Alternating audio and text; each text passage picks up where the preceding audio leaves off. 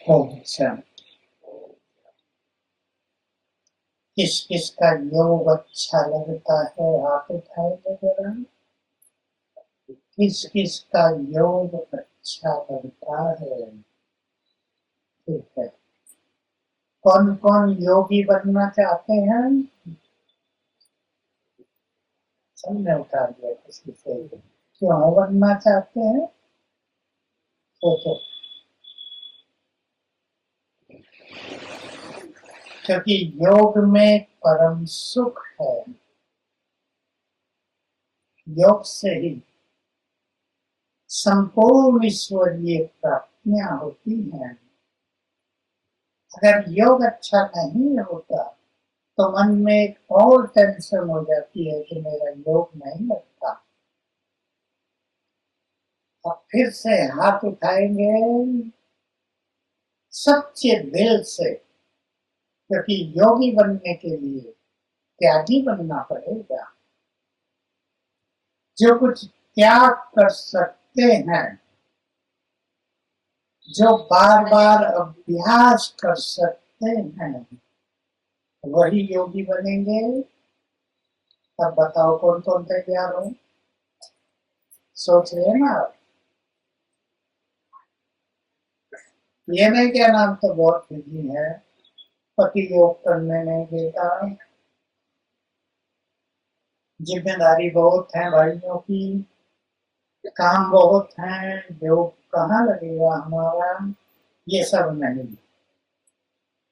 जो योगी बनना चाहे उन्हें बनने से कोई भी रोक नहीं सकता, लेकिन कुछ करना पड़ता है। योग संसार की सबसे बड़ी प्राप्तियों का आधार है। ऐसी कोई चीज नहीं संसार में जो योग से प्राप्त न हो, लेकिन मेहनत तो खुद को करना पड़ेगी। है तैयार? मेहनत के लिए तैयार है माताएं? या काम धंधों में, बाल बच्चों में, पोत्रों में, नातियों में, इनमें बुद्धि उलझी हुई है? चेक कर लो अपने को। मैं जानता हूँ लेकिन मैं पूछूंगा नहीं। मुझे पता है क्या क्या हो रहा है आप सबके साथ। माताओं को तो खास दूर दूर तक की चिंताएं रहती हैं। मैं एक बूढ़ी माता की बात सुनाया करता हूँ। वो 85 साल की मेरे पास आई। मुझे नींद नहीं आती। तब मैं सोचा भाई बुजुर्ग हो गई, कुछ होगा, भी नींद नहीं आती, बुजुर्गों के कई कारण होते हैं। मैंने पूछा आखिर कोई चिंता है क्या तुम्हें? कहा एक चिंता बहुत तंग कर रही है मुझे। क्या? मेरी लड़की की लड़की है, उसकी भी लड़की है 9 साल की, चौथी पीढ़ी। वो पढ़ती नहीं है। मुझे बहुत चिंता रहती इसका क्या होगा। चौथी पीढ़ी तक की चिंता है प्रजाति को। मैंने पूछा आप कितनी पढ़ाई की थी? कहा हमारे जमाने में तो कन्याओं को पढ़ाते ही नहीं थे। फिर मैंने कहा तुम्हारा क्या हुआ? तुम्हारा जीवन नहीं चला अच्छा? कहा चला तो बहुत अच्छा मेरा तो। मैंने कहा फिर क्यों चिंता कर रही हो? थोड़ी चिंता उनके माँ बाप को भी करने दो। माताओं सुनो ध्यान से, किसको करने दो चिंता? उनके भी तो माँ बाप हैं। हो सकते हैं चिंताओं से मुक्त। सोच लो। काम कठिन है थोड़ा। मोह से मुक्त होना सबसे सूक्ष्म गति है। कहने से काम नहीं चलता, मोह छोड़ दिया। बहुत सूक्ष्म गति है निर्मोही बनने की। क्योंकि ये ऐसा मनोविकार है जिसका किसी को भी पता नहीं चलता कि वो है या नहीं। और उसका एक बड़ा स्वरूप है चिंतित होना। इसका अर्थ ये नहीं आपके घर में कोई बीमार है तो उसको आप मदद नहीं करोगे।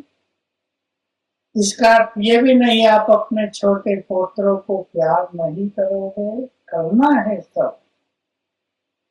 फिर भी ये संकल्प पक्का होना चाहिए, इन सब को छोड़कर मुझे जाना है।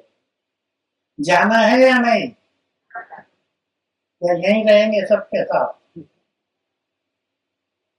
युग बदलते आए हैं, जन्म बदलते आए हैं, रिश्ते नाते बदलते आए हैं, अब भी बदल जाएंगे। हल्का कर दो अपने को थोड़ा, और ये ख्याल करो हर आत्मा का भाग्य अपना अपना है। हर आत्मा की बुद्धि अपनी अपनी है। हर एक का सब कुछ अलग है। हमें उन्हें मदद करनी है जरूर, लेकिन परेशान नहीं होना। अब देखो, भाग्य की कहानी मैं आपको एक सुनाऊं सच्ची। पिछले साल एक युवक और उसकी युगल अपने एक बच्चे को ऐसे गोद में लिए हुए बहन आई। भाई जी, इसकी ये बच्चे की बहुत बड़ी समस्या है। इसको पैर काम नहीं करते, टिकते ही नहीं, खड़ा नहीं हो सकता। उसके हाथ काम नहीं करते, कुछ नहीं कर सकता। 7 साल का हो गया है, कुछ नहीं कर सकता। उसकी गर्दन नीचे गिर गई है, बिल्कुल लटकी हुई थी। मैं सोचने लगा इसके कर्मों की गति कितनी भयानक होगी। जिसको न बुद्धि है, न गर्दन सीधी होती, न हाथ है, न पैर है, उसने उसको ऐसे लिया हुआ था। मैंने उसको कहा, इसका मुंह मेरी तरफ तो करो, मैं देखती से। तब बेचारी ने उसकी गर्दन को ऊपर उठाया हाथ से, मुंह मेरी तरफ किया। किसी को विश्वास नहीं होगा जो मैं कहने जा रहा हूँ। उसका चेहरा ऐसा था, 7 साल के बच्चे कैसे मासूम होते हैं, प्यारे लगते हैं। उसका चेहरा ऐसा था जैसे कोई बहुत भयानक राक्षस हो। आपको विश्वास बिल्कुल नहीं होगा, मैं देख ही नहीं सका उसको। 3 सेकंड के बाद उसे मैंने कहा, वापिस कर लो। क्या है ये सब? सोच लो, कर्मों की गति। मैंने उनको कई विधियां बताई और सांत्वना दी कि इसकी सेवा करो, ये तुम्हारा पुण्य होगा। बाबा ने तुम्हारे पास इसको भेजा है, संभालो इसे, जितनी मदद कर सकते हो। एक ही लड़का, छोटी आई, इतनी आई, 30 साल से कम कम होगी, और उनका ऐसा हाल हो गया। माँ बाप अपने बच्चों को देखकर आनंदित होते हैं, और वो उसे देख के दुखी होते थे। हम क्या करें? मैंने उनसे पूछा, ज्ञान में कब से आए हो? 1 साल से। क्यों आए हो? मुझे पता था क्यों आए हो। उस बच्चे को देख देख कर ज्ञान में आ गए। शांति नहीं थी, खुशी नहीं थी, चैन चली गई थी। मैंने कहा, तो इस बच्चे के पुण्य भी तो कुछ है। ये तुम्हें भगवान के पास ही ले आया या नहीं? हम्म? ये ना तुम्हारे घर में आता तो तुम भगवान के पास क्यों आते? तो हमें चिंता मुक्त होकर अपने कर्मों को पुण्य कर्म बनाना है। बहुत ध्यान देंगे, हमसे कोई पाप कर्म न हो, क्योंकि कर्मों का फल तो मिलता ही है। उससे संसार की कोई शक्ति बच नहीं सकती, बचा नहीं सकती। मैं बहुत पहले पढ़ा, जब एक भील ने श्री कृष्ण के पैर में तीर मार दिया और भील पछताता हुआ आया, भील ने क्या कर दिया, रोने लगा, आप तो भगवान हैं, मैंने आपकी मौत ला दी। श्री कृष्ण मुस्कुराए और कहा, पिछले जन्म में जब मैं राम अवतार में था, वहां तो त्रेता में दिखा ना, तुम थे बाली, मैंने छुप कर तुम्हें तीर मारा था, कभी तुमने छुप कर मुझे मारा है। मुझे बड़ा आनंद आया ये सुन के। हम देखिए वो जगह द्वारका में जहाँ हमारा मध्य में आसन है, कोई 50 फीट पे दूसरा उनका है, जहाँ उस भील ने श्री कृष्ण को तीर मारा है। वो जंगल थे, बड़ी वंडरफुल जगह हमें वहां देखने को मिली। हम पोरबंदर में गए, मैंने एक कहानी पढ़ी थी, बहुत वंडरफुल, छोटी सी कहानी सुना देता हूँ। हम नॉर्मली सोचते हैं ये सब कल्पनाएं हैं लोगों की, या ये पुराणों की बातें हैं, मिथ कहते हैं उन्हें। पर हम एक ऐसे बगीचे में पहुंचे पोरबंदर में, जिसकी कहानी मैंने पढ़ी थी।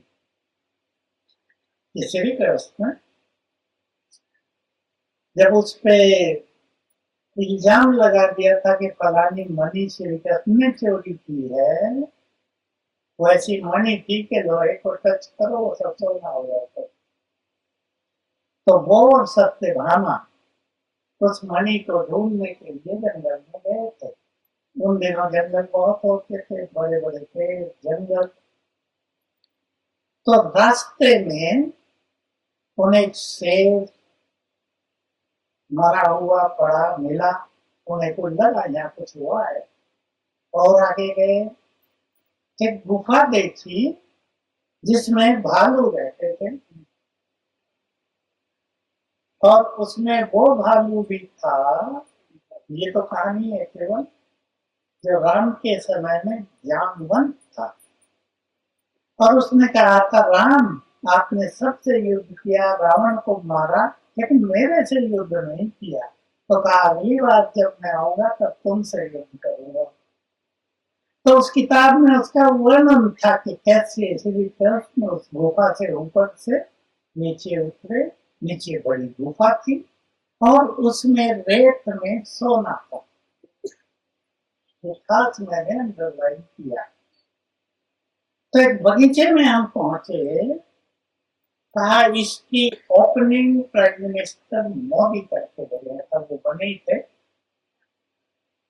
क्या है इस बगीचे में, छोटा सा बगीचा था, कोई लंबा चौड़ा नहीं, 1 एकड़ में होगा बस। तो कहा इसमें ये गुफा है जो यादगार है प्राचीन। तो मैंने कहा हम भी जा सकते हैं, फिर तो बिल्कुल वही जिसका वर्णन लिखा था, उसमें उतर के नीचे गए, रेत था, कहा इस रेत में सोना मिला हुआ है। वही बात, उसमें ऊपर से पानी की एक एक बूंद गिर रही है, कहाँ से गिर रही है किसी को पता नहीं चलता। बाल्टी रखी थी, ये भर जाता है, ये कैंसर की दवाई है, कैंसर वाले लोग इसे ले जाके पीते हैं, 2-4 दिन में एक बाल्टी भरती है। तो उसे गुफा में जामवंत का श्री कृष्ण का युद्ध हुआ। वो मणि ले आए थे, वो मणि उस शेर को मार के जामवंत ले आया था। तो वो शेर के पास कैसे पहुंची थी, वो जो सत्यभामा का पिता था, उसने अपने चाचा को मणि देके जंगल में भेज दिया कि तुम चले जाओ, मैं श्री कृष्ण पर कलंक लगाता हूँ, इसने चोरी की, ये चोर है। तो जब वो घोड़े पर जा रहा था, उस पे शेर ने अटैक कर दिया। तो उसमें जो सोने की चेन थी वो शेर के गले में उलझ गई, और वो जो मणि थी ये जामवंत ले आए। तो कहा वही मणि तुम्हारे पास है। श्री कृष्ण को तो पता चल गया कि जामवंत है, उसे पता नहीं चला है कौन है। मणि दे दो हमें, कैसे थोड़ा ही देंगे, युद्ध करना पड़ेगा। युद्ध हुआ, कहते 28 दिन तक युद्ध चला। जब जामवंत हार गया, मणि दे दी, तब श्री कृष्ण ने बताया कि तुमने क्या कहा था मुझे। वो जगह भी हमने देखी तो मुझे लगा बहुत चीजें जो लिखी गई हैं वो सारी कल्पना नहीं है, कुछ है उसमें दम। मेरे पास ऐसी 7 किताबें अच्छी छोटी, एक बहुत बड़े चिंतक ने लिखी वो, किसी सन्यासी आचार्य की लिखी हुई नहीं थी।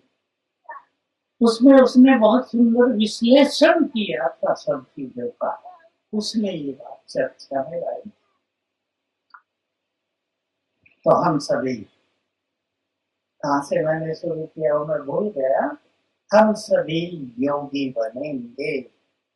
बनेंगे, हाथ उठाओ माताओं। वाह, क्या सुंदर सीन है। बाबा कहते हैं ना, हाथ उठा के बच्चे मुझे खुश कर देते हैं। मैं भी खुश हो गया आपके हाथ को देख के।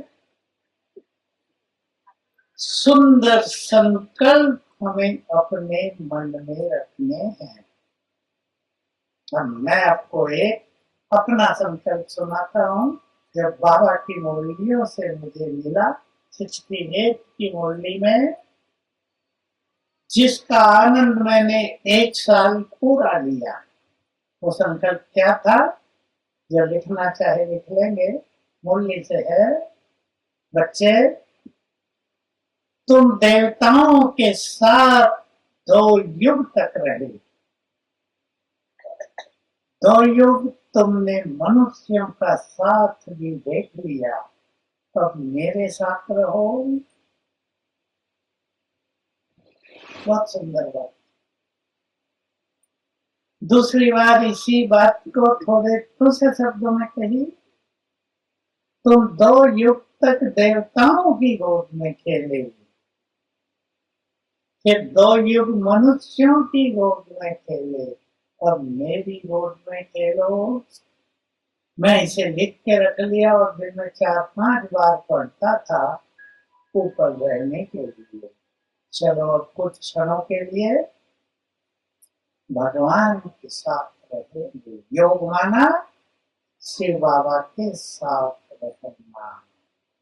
तो सफेद पहले दिन बंद हो सकती है नहीं, ये सफेद हो सकती है या नहीं, है जो तो करना, तो फिर जलना मुश्किल होता है ना कभी कभी।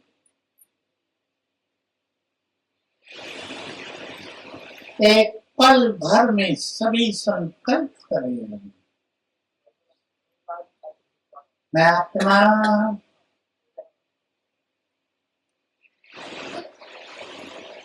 और चली अपने बाबा के पास।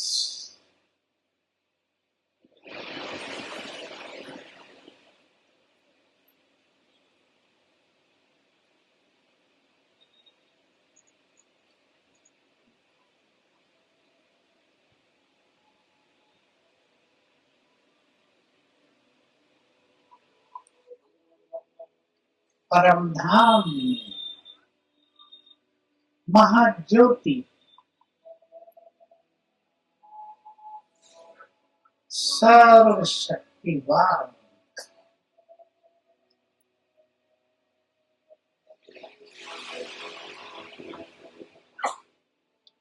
ज्ञान सूर्य, उनकी किरणें चारों ओर फैल रही हैं। देखें उनका ये स्वरूप।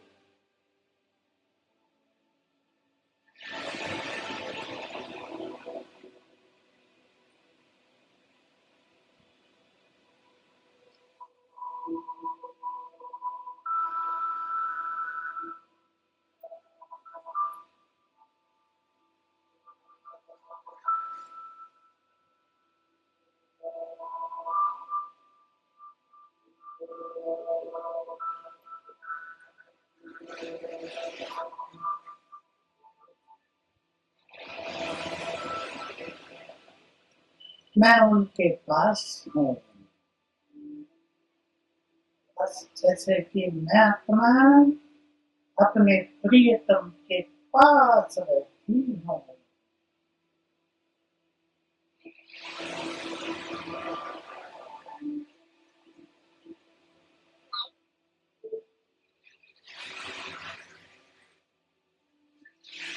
उनकी संपूर्ण एनर्जी, संपूर्ण शक्तियाँ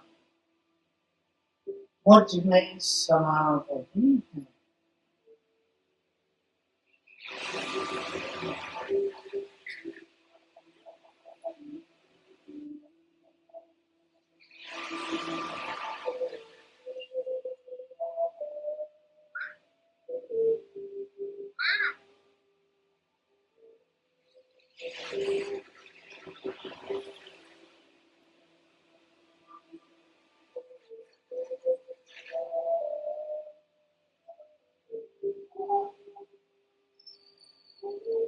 भगवान के साथ परम सुखों गहन शांति में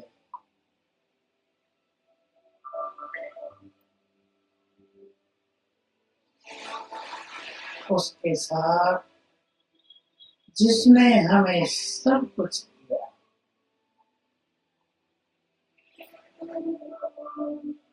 एक बार अपने को देखें, फिर बाबा को देखें।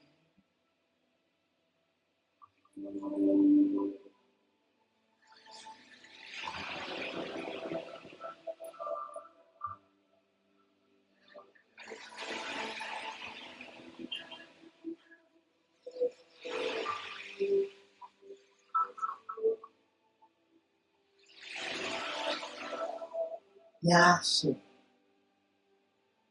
मैं आत्मा वापिस आई अपनी प्रकृति की कुटिया।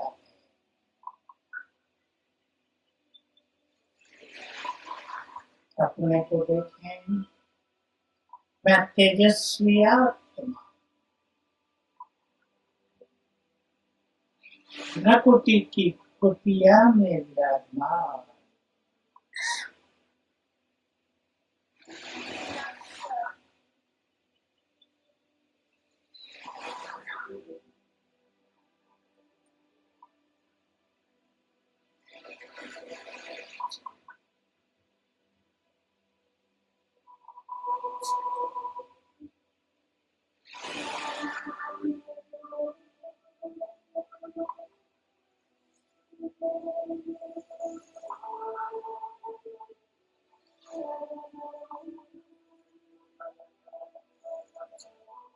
अनुभव करें, शरीर कुछ समय के लिए प्रकृति के तत्वों में मिल गया। देह खत्म, बच गई मैं निराकार आत्मा।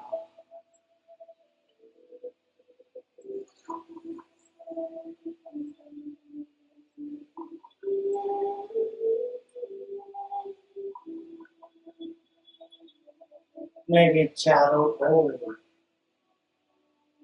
शक्तियों का पावरफुल आभामंडल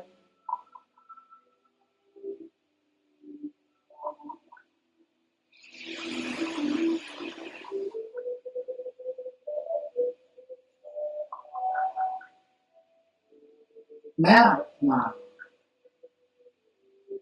परम पवित्र स्वीकार करें। मैं बहुत शक्तिशाली हूँ।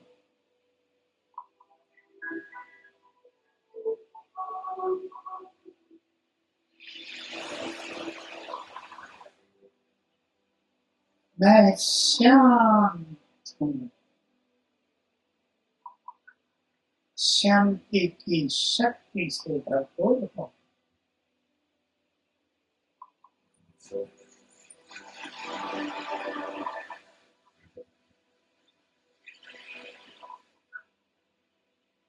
ओम शांति।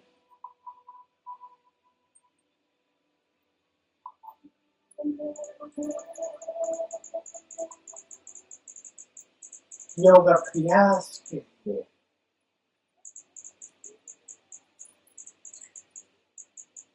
क्या रखेंगे? सबसे पहली और छोटी सी बात, हमारे पास मन और बुद्धि दो बहुत इंपॉर्टेंट शक्तियां हैं, सबको पता है। मन में संकल्प और बुद्धि ज्ञान का तीसरा नेत्र है, जिससे हम देखते हैं। देखो, जैसे हम सब यहाँ रहते हैं, मैं आपको कहूँ मधुवन में चलो, पांडवन में, बाबा के रूम में देखो, सामने बाबा का चित्र है, कितनी देर लगेगी? परिचय हो जाएगा। ये बुद्धि से हमने देखा। और जहां हमारा, और ध्यान से सुनेंगे, जहां हमारा मन और बुद्धि चली जाती है, वहीं हमारा सूक्ष्म शरीर भी बन जाता है। तो वहां है ऐसे ही हम देखेंगे कि सूक्ष्म लोक में बाबा है, तो वहां पहुंच गए। हम देखेंगे परम धाम में शिव बाबा है और निराकारी दुनिया, तो हम वहां पहुंच गए। तो बुद्धि से देखना है, मन से सुंदर संकल्प करना है। सब ये सीख ले, जो नए विज्ञान में हो आप में से, वो भी सीख ले। मन में हम संकल्प करते हैं, जैसे हमने किया, मैं आत्मा शांत हूँ, संकल्प है ये। मैं आत्मा परम पवित्र हूँ, तो आत्मा को देखते भी रहेंगे और संकल्प भी करते रहेंगे। एक का प्रयोग नहीं करना है, दोनों का करना है। फिर अभ्यास करते करते ये संकल्प शांत होने लगेंगे। मैं आत्मा शांत हूँ, बस। ये है बहुत सुंदर स्थिति। मैं आत्मा मास्टर सर्वशक्तिवान हूँ, बाबा की किरणें मिल रही हैं, बस इतना ही। अब किरणें आ रही हैं, ज्यादा सोचना नहीं है। फिर बाबा की किरणें आ रही हैं, यह है बहुत शक्तिशाली योग। ऐसे प्रैक्टिस करें। योग के बारे में सबको बहुत क्लियर हो। अगर हम आत्मा का अभ्यास कर रहे हैं, वो भी योग में गिना जाएगा। यदि हम स्वमान का अभ्यास कर रहे हैं, वो भी योग में गिना जाएगा। यदि हम सूक्ष्म वतन में बाबा से बातें कर रहे हैं, मिल रहे हैं, वो भी योग में आ गया। यदि हम परम धाम में बाबा के पास बैठे हैं, वो भी योग में आ गया। और यदि हम 5 स्वरूपों का अभ्यास कर रहे हैं, वो भी योग हो गया। इसलिए इसमें कंफ्यूज होने की बात नहीं, ये योग है या नहीं। जहाँ बाबा की ओर हम हैं, वो योग हो गया। स्वदर्शन चक्रधारी होना यानी 5 स्वरूपों का अभ्यास, ये योग हो गया। तो कुछ भी करने की प्लानिंग करेंगे जरा पीछे। प्लानिंग समझते हैं ना? प्रोग्राम बनाएंगे अपना। कैसे? भोजन बनाते हुए। कौन कौन भोजन बनाती है बहनें घरों में, भाइयों में? भोजन बनाने को तपस्या का समय बता दो। अगर आप अकेले भोजन बनाते हैं, जैसे कुमार ने अकेले बनाएंगे, कौन कौन अकेले बनाते हैं घर में कुमार भाइयों में? अकेले, और कोई साथी नहीं होता। बहनों में कौन कौन अकेले? भीड़ नहीं होती किचन में, ठीक है। तो उसको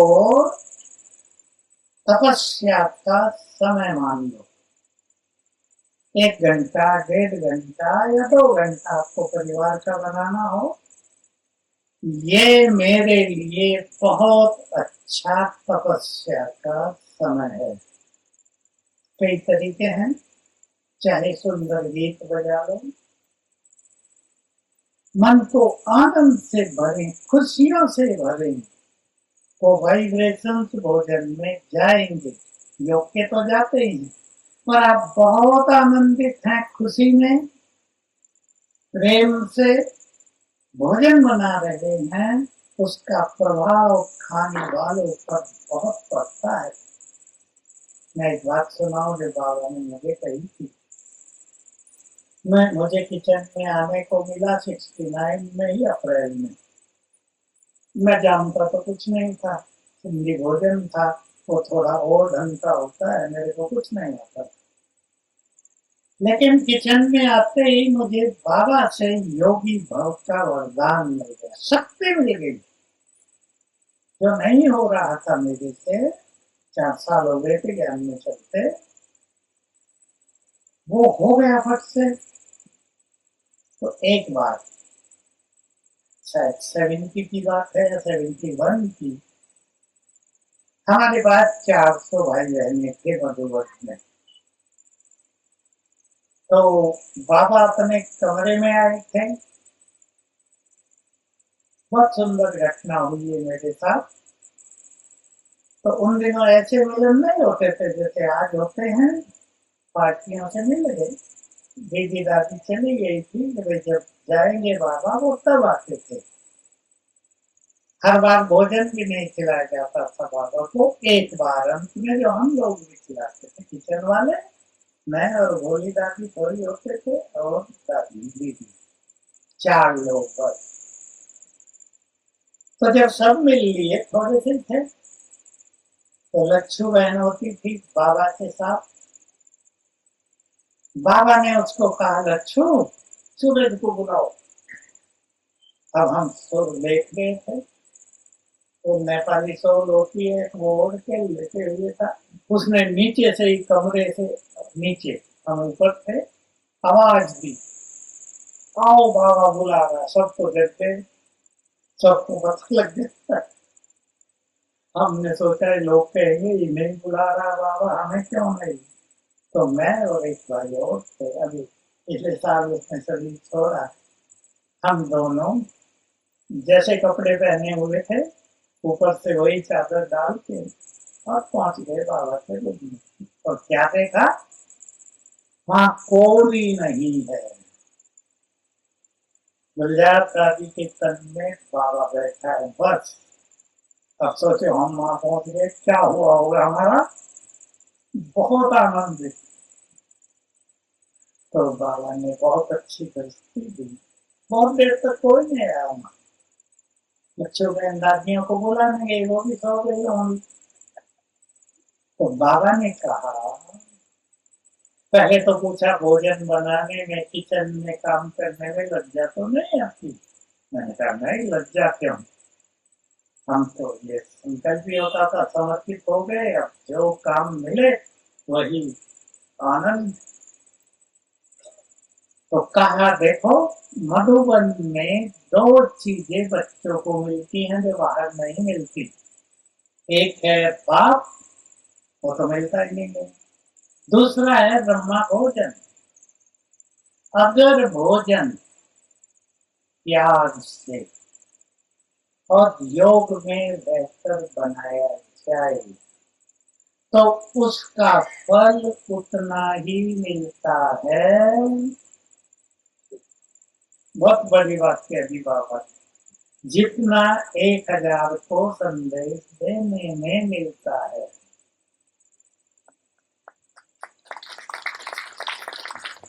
पहली बात हुई थी बात, फिर कहा कितने भाई बहने हैं मधुबन में? मैंने कहा बाबा 400 में। कहा तो 400 में से 1% सबका हिस्सा तुम्हें मिलता है, तो 400% और मिलते हैं।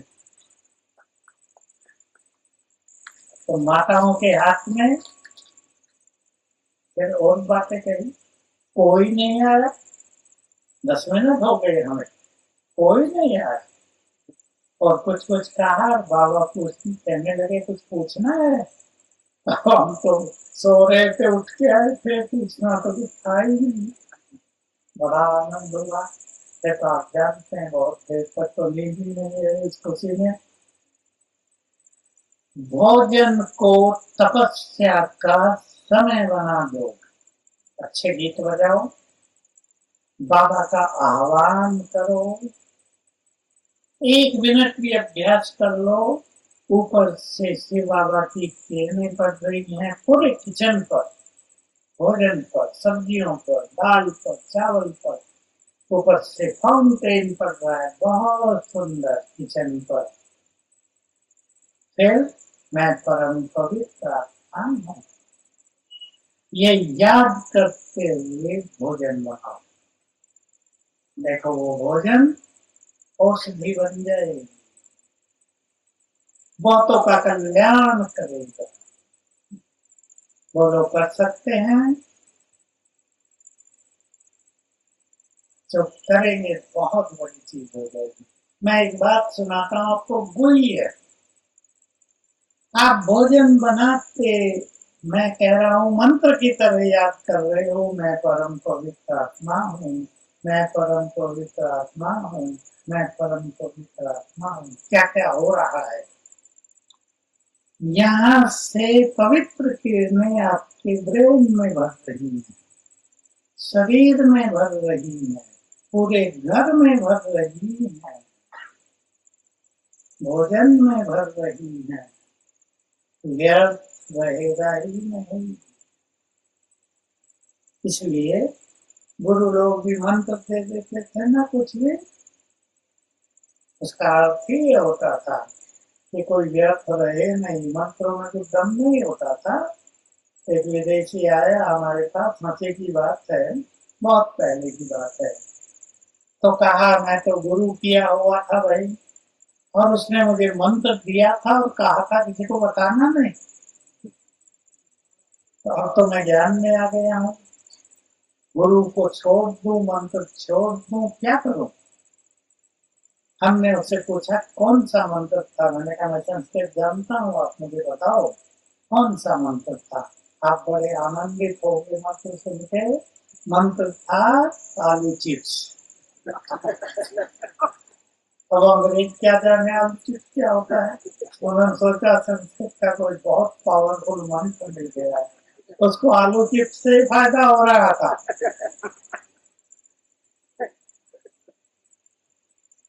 हर संकल्प से, मंत्र से फायदा ये है कि और संकल्प शांत हो जाते हैं। और बाबा के ये संकल्प तो संसार के सबसे सुंदर संकल्प है। मैं मास्टर सर्व शक्तिवान हूँ, मैं परम पवित्र हूँ, मैं पूर्वक हूँ। ये छोटे संकल्प नहीं है, महान संकल्प, जिनसे बहुत बड़ी एनर्जी हमको मिलती है। तो सभी नियम बनाएंगे, हम अपने भोजन के समय को तपस्या बनाएंगे। बोलो पसंद है? हाथ उठा के उत्तर दो। करना है सबको, सबको करना है। और जो भोली माताएं यहाँ बैठी है ना, वो तो ज्यादा करेंगी, मुझे पता है। मैं एक अनुभव सुनाया, कल भी सुनाया था। वहां 5 माताएं आई मेरे पास पिछले साल बाबा के सीजन में। एक माता का अनुभव बहुत सुंदर था। उसके टीचर ने कहा कि इसका अनुभव सुनो, बताओ भाई। उसको बेचारे को बोलना नहीं आता था, मेरे आगे बैठी थी और दृष्टि गई, गांव की भोली माता बिना पढ़ी। मैंने कहा आप ही बता दो। कि इसका पति हुआ बीमार। गांव की भोली माताओं की बात सुना रहा हूँ जिनके अंदर भावनाएं होती हैं। पति बीमार हुआ, डॉक्टरों से इलाज कराया। गरीबों के पास कितना पैसा होता है। डॉक्टरों ने कह दिया इस बीमारी का कोई इलाज दुनिया में नहीं है, इसे ले जाओ, सेवा करो जब तक जिए। ठीक है, 2-4 मास वो बेचारी ले आई इसको घर में। निराश नहीं हुई, बाबा मदद करेगा। उसने सुनी है, क्लासेस सुनती है माताएं कि पानी चार्ज करके पिलाओ। उसने अपने पति को रोज पानी चार्ज करके पिलाना शुरू किया, 5-7 बार। जब भी पानी पिए चार्ज करके दे, उसे पिलाए। देखो, शायद उसको ये भी ना पता हो मास्टर सर्व शक्तिवान क्या वाला है, लेकिन कहा है भावना से वो करती है। 1.5 मास में उसका पति ठीक हो गया। सारे गांव में आवाज हो गई, भाई वो फलाना व्यक्ति, उसकी पत्नी ने ठीक कर दिया उसको। ब्रह्मा कुमारियों के पास पता नहीं क्या जादू है। गांव में तो फटाफट आवाज फैलता है। सारे गांव के लोग उससे पानी पीने आने लगे। बहुत हंस रही थी वो। पंखी भोली बैठी जैसा तो कुछ नहीं आता। मैं उसे देख रहा था, इसका क्या रिएक्शन हो रहा, कुछ नहीं। आसपास के गांव में हवा फैल गई और गांव के लोग उससे पानी लेने आने लगे। कहा इसका तो बहुत बड़ा प्रचार हो गया। तो ये है भोलेपन पर भगवान राजी। पानी की बात में भगवान भी राजी हो गया कि भाई इसको तो मदद करनी पड़ेगी, ये कहीं नहीं जा रही है मेरे सिवाय, चलो कर देता हूँ। जो बहुत बुद्धिमान होते हैं उनको मदद देर में मिलती है, भोली माताओं को जल्दी मिलती है। एक बात और सुना दूं। आंध्र प्रदेश में कई साल पहले मैं गया, गीता तो मेरे साथ नहीं जाती थी, मैं अकेला गया। थक के गए थे, बेंगलोर से आगे कार में गए, 3-4 घंटे थके थे। टीचर बहन ने कहा भाई जी माता बैठी बहुत देर से, थोड़ा तो कुछ करा दो उनको। 15 माताएं बैठी थी, काले कपड़े पहने हुए। एक ही साड़ी पहनती है ना पुण्याश्री तक, इधर कुछ नहीं पहनती, वही साड़ी डाल लेती। आदिवासी थी वो, भाषा भी नहीं समझे, तेलुगु भाषा, उनको हिंदी कुछ नहीं आती। हाँ, मैं हंसी की बात कहूँ तो मुझे तो यही भूल गया इनको क्या सुना। उनके चेहरे देख के ज्ञान ही लोप हो गया। फिर भी मैंने मेरा बाबा ये कुछ सुनाया। 10 मिनट फिर कहा योग कर लो चलो। फिर तो मैं सोचा इन माताओं को योग बेचारे को आता भी है या नहीं। योग पहला गीत बजा, मैं थका हुआ था। वाइब्रेशन इतने आनंदकारी हो गए, मेरी थकान उतर गई। मैंने उसे कहा भाई एक गीत और बजा। 10 मिनट योग चला और उन माताओं को मैं देख रहा था कैसी मगन बैठी हैं ये, जिनको भाषा नहीं आती लेकिन भावना प्रधान। आदिवासी बिल्कुल, काले कपड़े, उनकी काली साड़ियां, एक ही साड़ी बस और कुछ नहीं। मैं सोचने लगा इनका बाबा से कितना ज्यादा प्यार है। और मैंने उनको जो 10 मिनट में क्लास कराई थी वो आपको भी करा देता हूँ। बात 69 की है। मधुबन में भट्टियां चालू हुई। एक भट्टी हुई माताओं की, 60-70 माताएं आई। उन दिनों से ज्यादा तो होता ही नहीं था। बाबा व्यक्त बाबा भट्टी की शुरुआत करने आते थे और एंड करने आते, इवनिंग और क्लोजिंग। आए बाबा, हम लोग पीछे बैठे थे। बाबा ने उनसे पूछा तुम बाबा को कहती थी, हे भगवान जब तुम आओ हमें अपना बना लेना। सो मैंने तुम्हें अपना बना लिया, लेकिन मैंने तुम्हें एक चीज वो भी दे दी जो तुमने मांगी नहीं थी। सबसे पूछा बाबा ने क्या दिया, क्या दिया? किसी को समझ में नहीं है, बाबा के पास बैठ के तो वैसे ही तो सब भूल जाता है। फिर बाबा ने कहा, अब सुनो ध्यान से सभी, और इस मस्ती में चले जाना, फिर हम योग करेंगे। बाबा ने कहा, मैं भी तुम्हारा हो गया।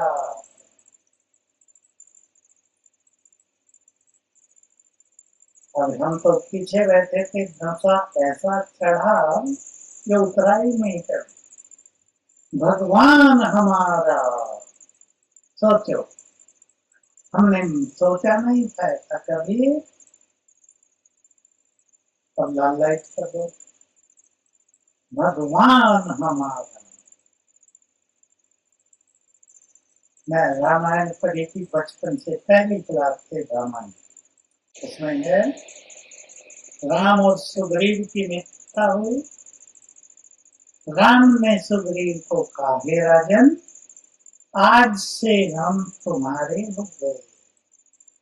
तुमने तो मुझे बेमोल खरीद लिया, हमने भी भगवान को खरीद लिया है। चले अब फिर से अभ्यास करेंगे सूक्ष्म लोक चलने का। अरे क्यों न बजाओ, न बजाओ। फील करो पल भर में, मैं आकाश के ऊपर सूक्ष्म लोक में हूँ। देखो अपने को आकाश के ऊपर, हमारे ऊपर नीला आकाश, श्याम तारे, उसके ऊपर सूक्ष्म लोक। यहाँ चारों ओर सफेद चांदनी, परमानंद।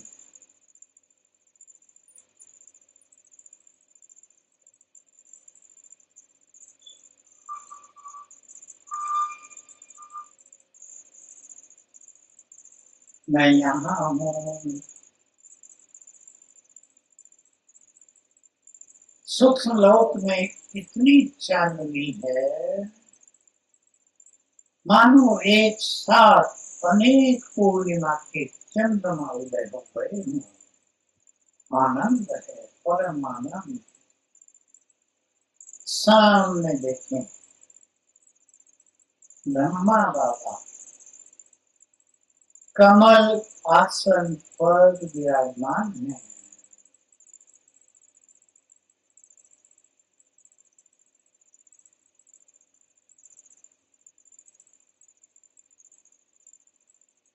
बिल्कुल क्लियर सीन देखें,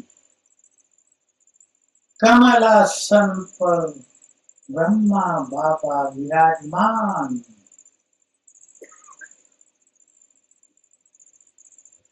उनके मस्तक में ज्ञान सूर्य से बाबा चमक रहे हैं।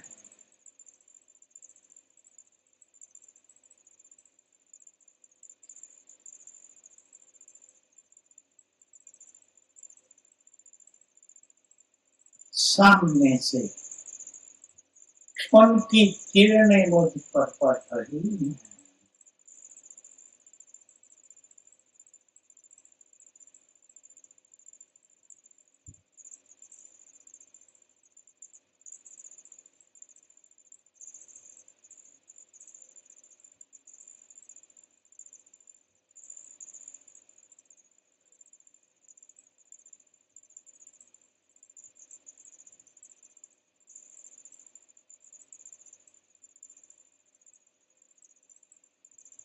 बाबा दृष्टि दे रहे हैं।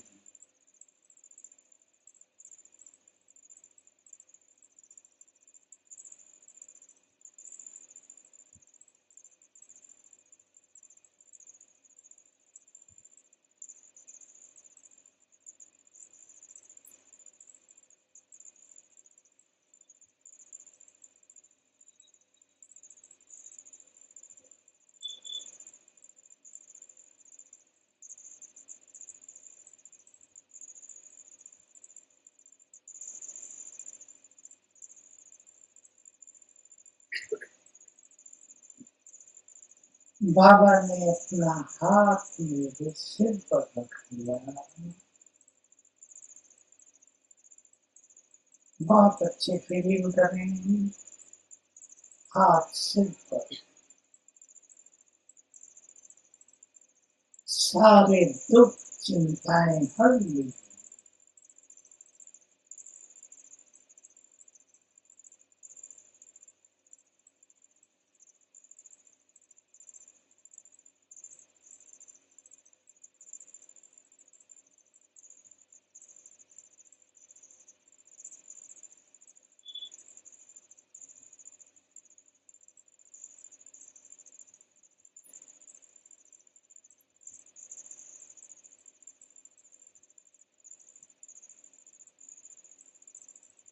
याद दिलाया।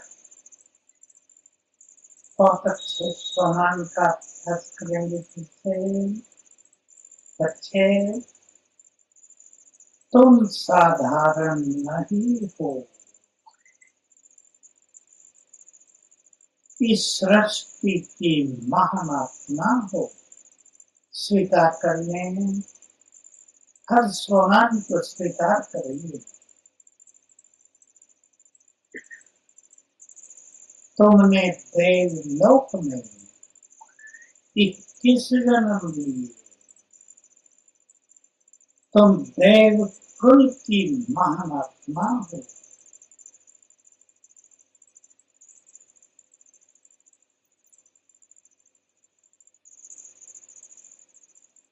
तुमने जन्म जन्म पुण्य किए। तुम बहुत पुण्य आत्मा हो।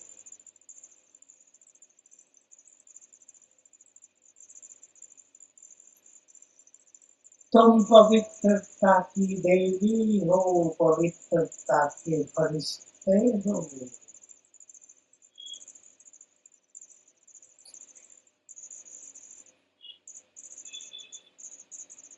मैंने तुम्हें अपनी सारी शक्तियां दे दी हैं।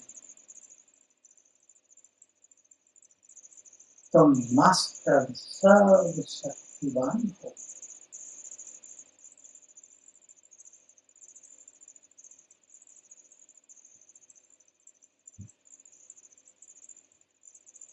तुम विघ्न विनाशक हो। तुम्हें संसार के विघ्नों को नष्ट करना है।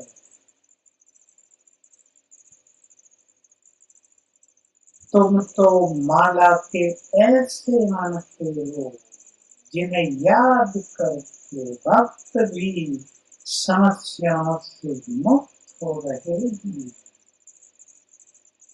फील करें, हमें याद करके भक्त भी मुक्त हो रहे हैं।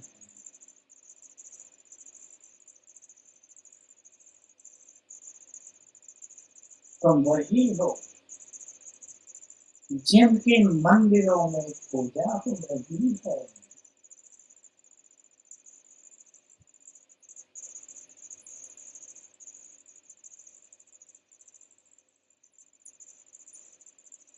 तुम कल कल के विजय रत्न हो।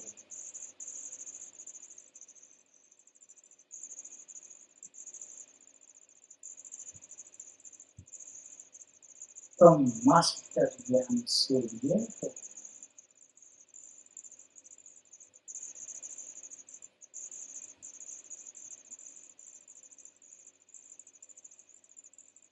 तुम्हारे जैसा भाग्यवान कोई नहीं।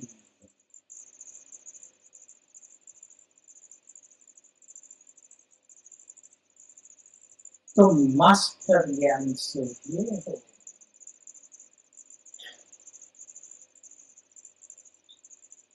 इस जहान के नूर हो। अगर तुम इस जहान में न होते तो ये जहान वीरान बन जाता।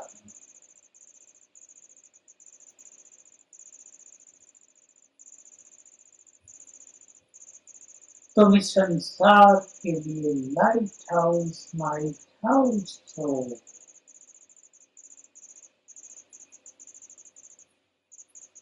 तुम्हें संपूर्ण प्रकृति के मालिक हो।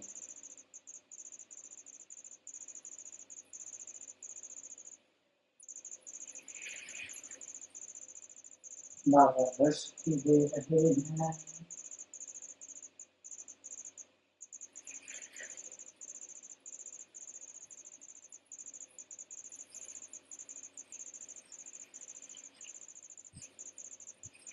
और दृष्टि लेकर हम वापिस आ गए अपनी देह में।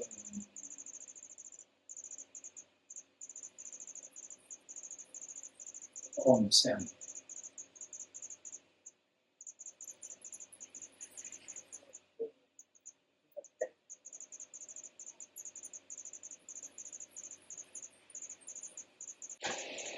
हम सभी अपनी अपनी साधनाओं को बहुत बढ़ाएंगे। बाबा ने ये अलग अलग अभ्यास क्यों सिखाई? नहीं तो वो साकार मूल्यों की तरह इतना ही कह दे, अपने को आत्मा समझ, मुझे कभी पूरा हो गया। वो तो है ही सबसे सुंदर, उससे हमारे विकर्म विनाश होंगे, शक्तियां मिलेंगी। लेकिन स्वमान का क्या महत्व है? सुनो बहनों, ध्यान से मेरी ओर देखो। बहनें बहुत जल्दी इधर उधर देखती हैं, एकाग्र हो जाओ। जिस स्वमान का हम अभ्यास करेंगे वही चीजें जीवन में आने लगेंगी। आपने अभ्यास किया, मैं देव कुल की पवित्र आत्मा हूँ, पवित्रता बढ़ने लगेगी। आपने अभ्यास किया, मैं मास्टर सर्वशक्तिवान हूँ, शक्तियां बढ़ने लगेंगी। माता जी को चेतन कर दो तो कर चेतन हो जाओ माता जी। हाँ देखो अमृत बच रहा है, नहीं तो फिर कहेगा भगवान जब अमृत बांटा तुम कहाँ सो गई थी? जग जाओ सभी, दिन को नींद आ रही है, थक गए होंगे आज बैठे बैठे। 5 स्वरूपों का अभ्यास पता है ना? पहला स्वरूप आप ही बोलो, पहला स्वरूप चेतन हो जाओगी, बोलो। नहीं, ब्राह्मण पहला नहीं, पहला स्वरूप बोलो, अनादि बोलो। अनादि कौन सा अनादि? आत्मा। दूसरा आदि कौन सा? देव रूप। तीसरा इधर से बताएंगी बहने, नहीं इधर बोल रहे हो। तीसरा, अरे माताएं तो सब जगह होशियार होती हैं, आप ठंडी कैसे हो गई? तीसरा पूज्य स्वरूप। चौथा ब्राह्मण। पांचवा फरिश्ता। फरिश्ता क्या होता है वो तो को पता नहीं चलता। देखो विदेश वालों के लिए एक बात कठिन, देव पूज्य स्वरूप उनकी समझ में नहीं आता, उनका सब्जेक्ट नहीं है। फरिश्ता स्वरूप इनको सबसे अच्छा लगता है। भारत में फरिश्ता स्वरूप समझ में नहीं आता, देव स्वरूप पूज्य स्वरूप में मजा आता है, क्योंकि यहाँ की वो कल्चर में है। तो फरिश्ता क्या होता है?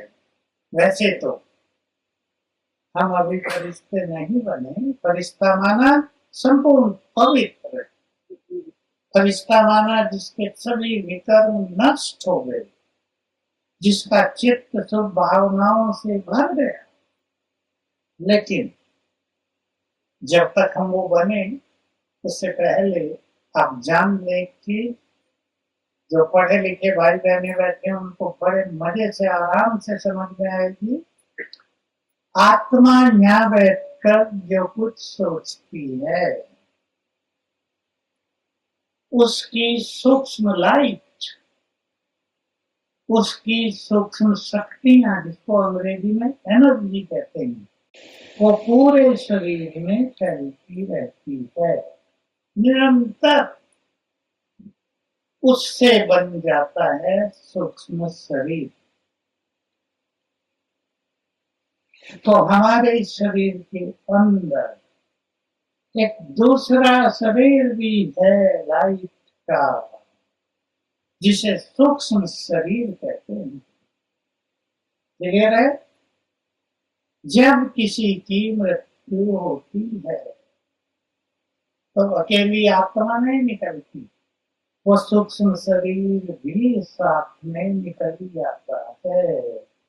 और जब वो गर्भ में जाती है तो अकेली आत्मा नहीं, वो सूक्ष्म शरीर सहित उस शरीर में समा जाती है। छोटे बड़े की बात नहीं इसमें। व्यक्ति का बड़ा है, जब बच्चे में जाएगा तो छोटा ही हो जाएगा। तो हमें ये अभ्यास करना है। अब थोड़ा सा 5 सेकंड सोचो, ये शरीर मुझसे अलग हो गया और मैं आत्मा बैठी हूँ इस लाइट के शरीर में। अंग अंग से लाइट फैल रही है।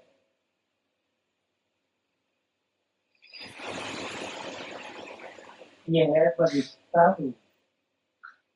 इसको समझ में आ गया हो, नहीं आया हो, मैं फरिश्ता हूँ, मेरे अंग अंग से लाइट लाइट फैल रही है। यह अभ्यास करें, बिल्कुल इसी शरीर से फैल रही है। बाकी सूक्ष्मता ये है कि शरीर के अंदर लाइट का शरीर होता है। उस लाइट के शरीर के बिना ये शरीर चलेगा नहीं।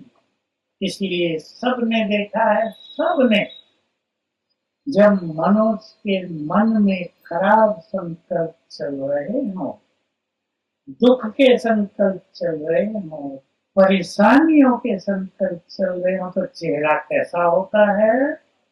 और जब आनंद के संकल्प चल रहे हों, जब खुशियां ही खुशियां हो मन में, तो चेहरा कैसा होता है? वो सूक्ष्म शरीर वैसा ही बन जाता है। आप किसी फंक्शन में गए हैं, सबके चेहरे खुश, कैसे अलग चेहरे लगते हैं। मृत्यु में गए हैं, सबके चेहरे अलग होते हैं। तो हम पांचों स्वरूपों का अभ्यास करें। एक एक स्वरूप का अलग अलग फायदा होगा। चिंतन के साथ करेंगे और उस स्वरूप को अपने सामने देखेंगे। मान लो आप अभ्यास कर रहे हैं आत्मा, वैसे तो आत्मा यहाँ है, पर आप देखेंगे अपने को सामने, यहाँ हूं मैं आत्मा, फिर मैं फैल रही है। अपने को सामने देख के अभ्यास करेंगे। देव स्वरूप सामने देखेंगे, फरिश्ता भी, चाहे मैं ही हूं, चाहे मेरे सामने है। ऐसे अभ्यास अब हम सब करते हैं पांचों स्वरूपों का 15 मिनट के लिए। जहां जहां का अभ्यास करेंगे वहां वहां पहुंचेंगे भी। अपनी बुद्धि को बिल्कुल उस स्वरूप को देखने में लगा देंगे। चले सभी, मैं आत्मा कैसी हूं अपने सामने देखें।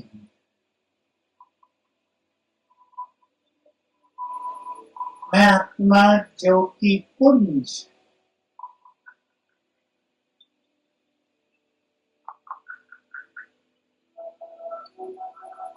मुझसे चारों ओर लाइट फैल रही है। सामने बिल्कुल मैं बहुत तेजस्वी हूँ,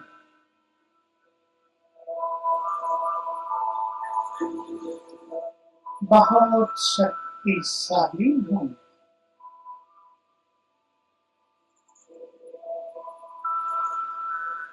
मैं शांति की शक्ति से भरपूर हूँ।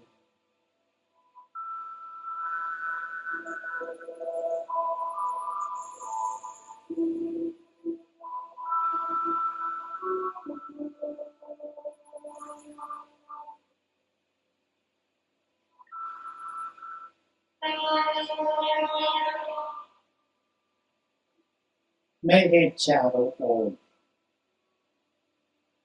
बहुत तेजस्वी आभा मंडल है, घेरा, लाइट का घेरा।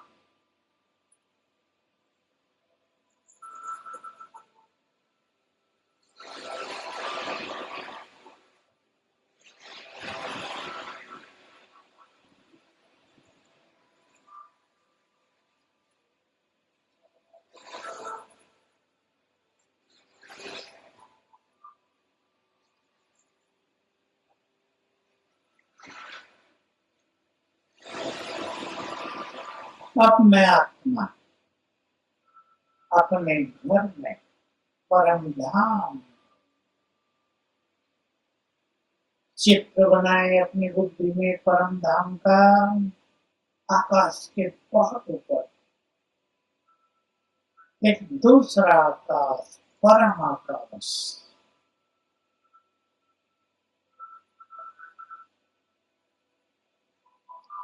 लाल सुनहरा प्रकाश चारों ओर फैला है।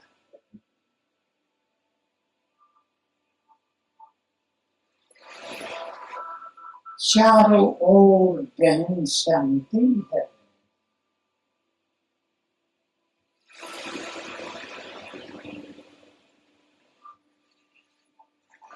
मानव शांति का सागर लहरा रहा है। ये मेरा घर है।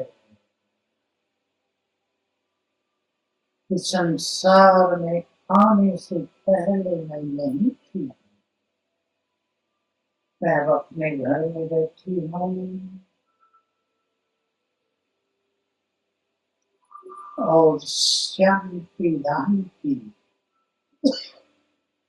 संपूर्ण शांति मुझ में समाने लगी।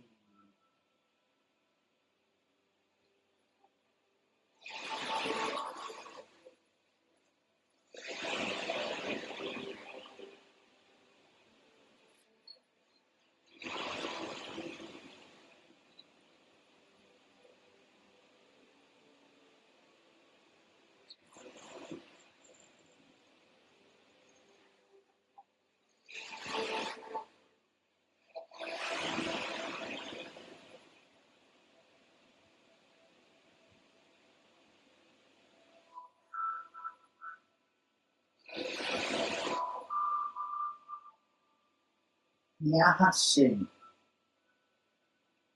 मैं आत्मा उत्तरी देवलोक में अपने देव स्वरूप में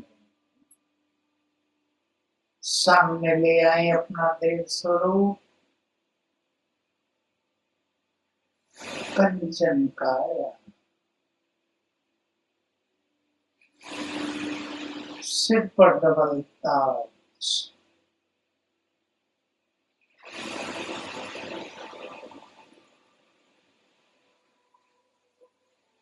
अथाह धन संपदा, मेरा देव स्वरूप, विश्व के मालिक,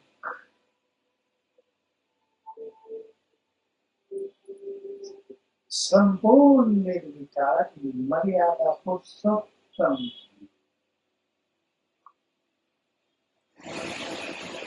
सर्व गुणों में संपन्न,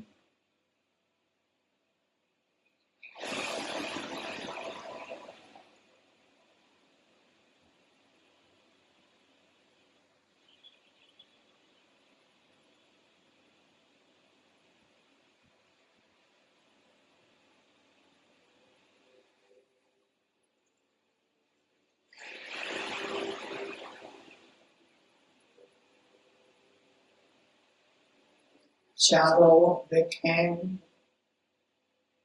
दूर दूर तक चमकते सोने की महल,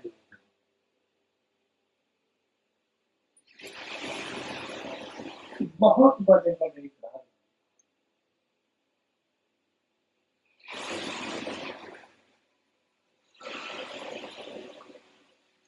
सभी घरों के आंगन में खड़े हैं कुछ प्रतिमान।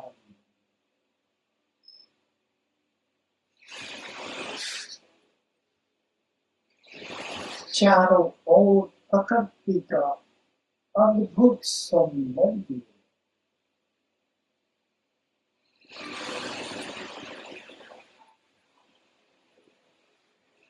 हवाओं में भी सुगंध,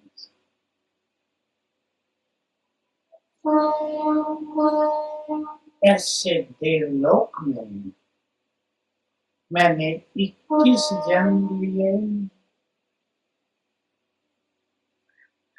वो देव संस्कार मेरे अंदर अभी भी विद्यमान है।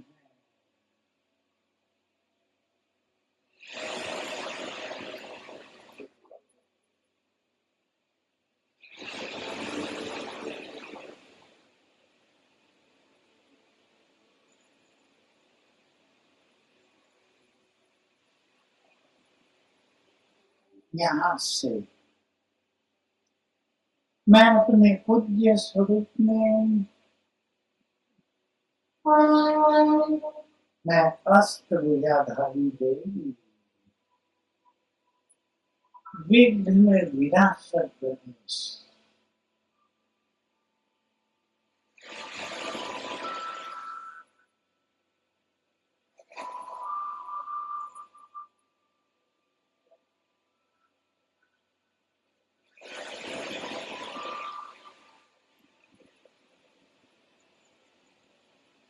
सामने खड़े हजारों भक्त मेरे इस पूज्य स्वरूप का दर्शन कर रहे हैं,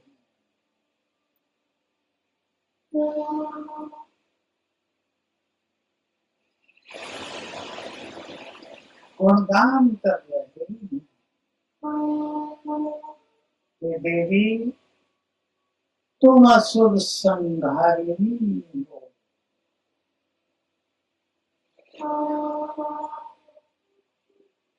विद्यादायिनी हो, सिद्धिदाता हो, भाग्य विधाता हो, दुख हरने वाली हो, कामनाएं पूर्ण करने वाली हो।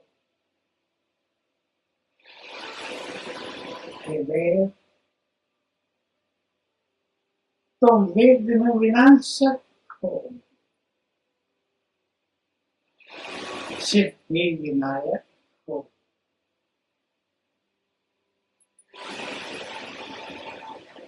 विद्यापति हो, बहुत बुद्धिमान, बहुत शक्तिशाली,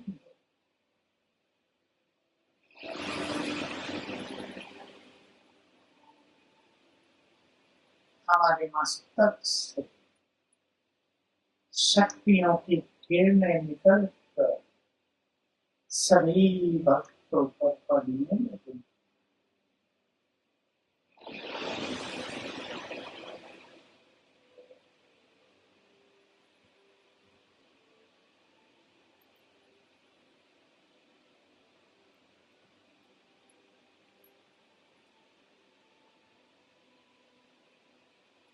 ब्राह्मण स्वरूप प्रभु पालना में पलने वाली मैं भगवान आत्मा, मैंने जन्म जन्म बहुत पुण्य किए, भक्ति की, जो भगवान से मिलन हुआ, उसके द्वारा मुझे संपूर्ण सत्य ज्ञान मिला, दिव्य बुद्धि मिली,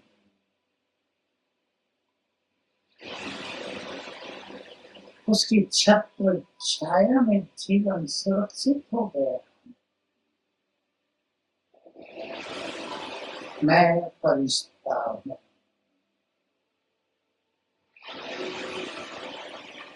डबल लाइफ, पवित्रता का फरिश्ता, अंग अंग से किरणें फैल रही हैं,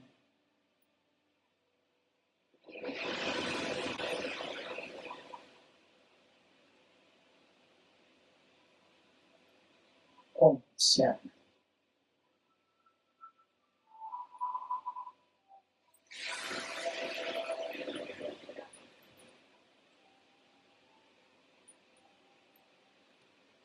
ऐसे रोज किया करोगे।